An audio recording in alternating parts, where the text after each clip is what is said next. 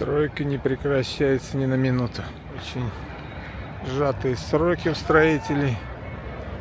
И они движутся прям колоссальными темпами, стройка идет. Будем надеяться, что у них все получится, и они успеют все сдать к сроку. А срок у них сами БРИКС в Казани.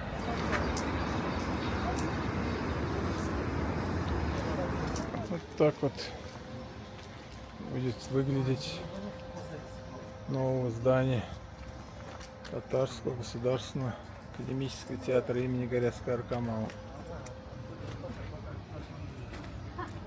Очень современное здание. Пока оно в таком виде.